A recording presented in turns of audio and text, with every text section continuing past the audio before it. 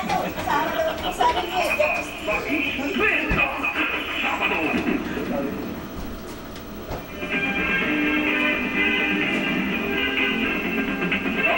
6:30 Sabado, tuloy-tuloy na po tayo sa ating pagtatalakay hinggil pa rin po sa issue ng korupsyon sa loob ng institusyong militar.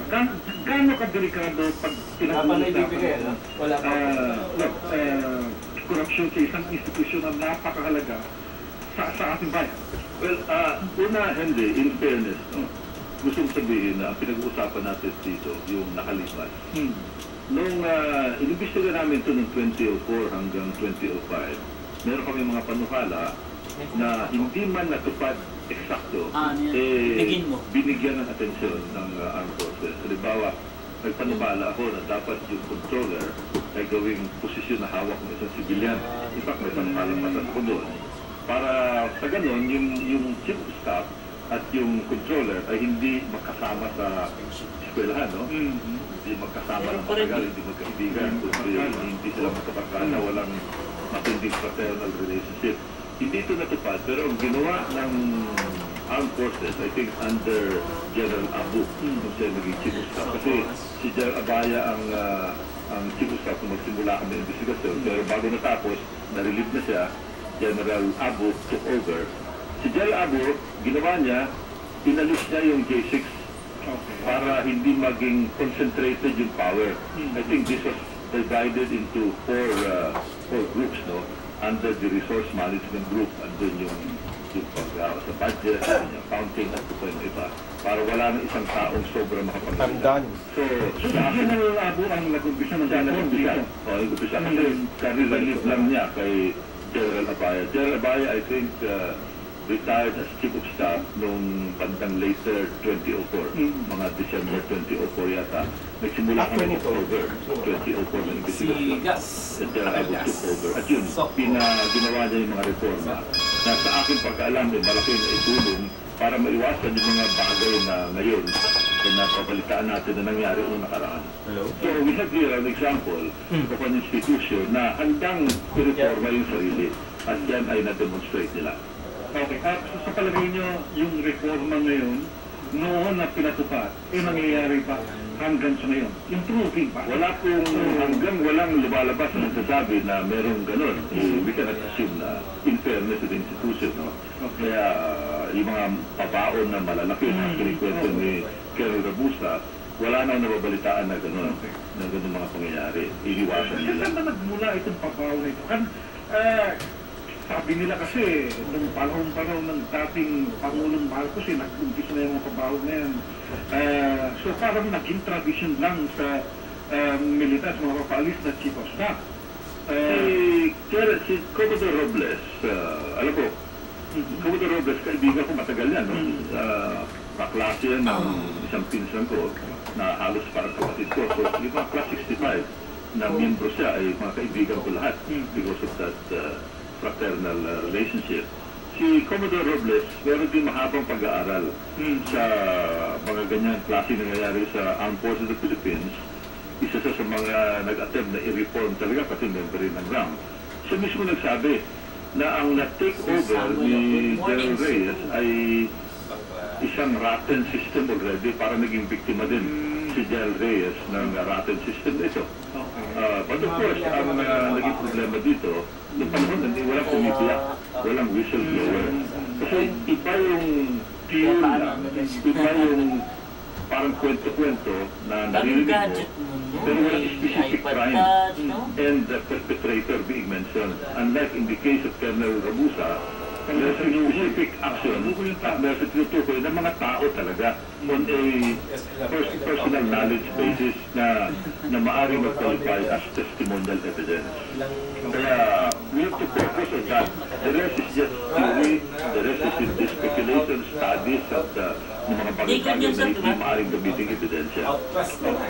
Umpisa na po natin yung mga tanong at yung mga komento na nanggagaling po sa ating mga nakikinig sa mga sandaling ito. Ito yung mula kay Chiki ng Laguna. Hindi, tama ba ang pagkakalit ko sa news na ang patid ni General Reyes na nagpadala ng letter sa Kongreso Mura nga daw doon. Hindi siya makakadala. Oh, kaya po. Doon talaga Which the hearing continues. dati nung college pa kami nagpapapag. Him. Kasi nga, meron pa rin makapagsasalitang ibang general. Pinadayan namin yun. Kasi FEU, nalakaran lang namin yun. Hindi nakakuha ng kopya yun. Naalala ko lang. Doon sa amin, sa house, sabi siya, Saka maganda talaga mag-print. and we got this the day before our Tuesday hearing. Ano bang date ng Tuesday? February. Anyway, the day before, Monday afternoon namin natanggap. Ang sabi niya, hindi ako makakadalo dahil ang pinag-uusapan ay plea bargaining agreement at wala akong nalalaman just a plea bargaining agreement na yan. Yun ang Sabi ng 8R nun, na he has nothing to do with the plea bargaining agreement. So wala namang contribute sa diskusyon. So, yun lang. Kasi Yun ang sabi niya. Pero kung hindi ko malalaw yung mga sinasabing dagdag na baka meron pa ibang makapagkwento. sabi lang kasi, ipinag mo na ito kay Senator Trillanes. Hindi, sa amin, sa ano yun, sa chairman namin. Yung kay Senator Trillanes, that's something else, no? Na hindi ko alam kung Ano ano resulta sa ng mga. I don't aperture, want to speak about that mabilis na because speed hindi tapos ko alam. maliit na aperture. Kasi daw, Dapat parehong subject, pero iba yung aperture tsaka speed. Alam ko, meron siyang sulat kay Senator Trillanes na alam ko, lumabas sa diaryo yan. Naging 1/4 page na, nagulat niya ako na, uy, meron palang sulat Ang uso pa nun, film. Del Ay, Reyes sa 400 kay kami Senator syempre. Trillanes. Kasi meron binabanggit si Senator Trillanes na merong malaking tao behind Del Garcia. So, humihingi ng linaw si Del Reyes kung sino yan, kung sino tinutukoy niya. kayo po ba nagsabi rin noon na... Oo, doon na lahat eh. Tinutukoy ko si Del Reyes. Okay. Dahil sinabi ko, hindi ko mapaniwalang wala kang nalalaman sapagkat napaka-positibo ng kanyang naging pwesto. Ako, graduate na ako dyan. Yes, flu vaccine na rin taon-taon. Direct ang kanyang supervision. Si Del Garcia naman, siya naman ang sekretary ng National Defense, na alam natin na kahit na indirect ang supervision, malaki ang pakil ng sekretary ng National Defense pagdating sa mga releases, mga budget, pag tumaas sa certain level, ng Armed Forces of the Philippines. Okay, sa inyong pagkaalam, aside from... Hindi nyo na-try sa yung mga centers.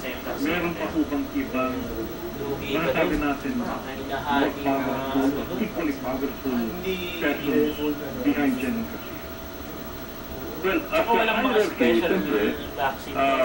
Walang depende kung IPT. ano si Del Reyes ang panahon eh. Nung siya ang chief of staff, siya yung pinaka-powerful within the Armed Forces of the Philippines na may Siya for 6'5" kay Del Garcia. But of course, andyan yung Vice Chief of Staff, andyan ang Deputy Chief of Staff. Pero siyempre, Chief of Staff talaga ang may say dyan. Nung siya ang Secretary of National Defense, mayroong Chief of Staff between the Secretary of National Defense and Chief of Staff. Tatlong sunod-sunod Sa taas naman ng isang buwan na Secretary of National Defense, yun ang Commander-in-Chief, Presidente na Tapos after a year, booster ka ulit, So, ang 6'5". mga tao ito, ang mga rin nakakaalam kung ano man ang ginagawa natin. Posible. Lalo na kung malalaking mga transaksyon. Ay, flu vaccine. Countdown din yan. Pinag-uusapan, pagbili ng plano, aakit sa Presidente yan. Pagbili ng mga bakor, aakit sa Presidente yan. Pag pinag-uusapan yung mga 50 million and more, hindi pwedeng mag-isa. Sasabihin siya, usap, huwag na natin mag-isin kayo ito. Yung Presidente, tayo na lang. Hindi pwedeng, in practice, hindi pwedeng mangyari. Okay, so ngayon, anong status nung hearing? Wala na. Hearing na ito. Sa amin, pinag-militan namin. Sabi namin, we've heard enough, no? At in fact, nagkaroon ako ng motion. At ito ay in-approve ng committee. Ang sabi ko, ang motion ko, ay magkaroon ng resolution expressing the sense of the House of the committee na dapat i-withdraw ng Ombudsman ang plea bargain agreement. Sense of the committee yan. At yan ay ilalagay namin sa aming committee report. Inaprubahan yan, yung resolution ko ng committee during our executive session. At the same time, Ako yung naglabas yun ng panukalang Anong ginawa mo? 4180 noong araw lang. Lahat 40 House Bill number 4180, ang sabi dito na inaalis na ang plea bargain agreement sa crimen ng plunder. Kasi under the Comprehensive Dangerous Drugs Act, pag ikaw ay makasuhan sa Dangerous Drugs Act, walang plea bargain agreement. Basta in-enroll. Hindi lang nalagay yan doon sa Republic Act 7080 yung plunder. Kaya ngayon, In-enroll mo. palang batas ko,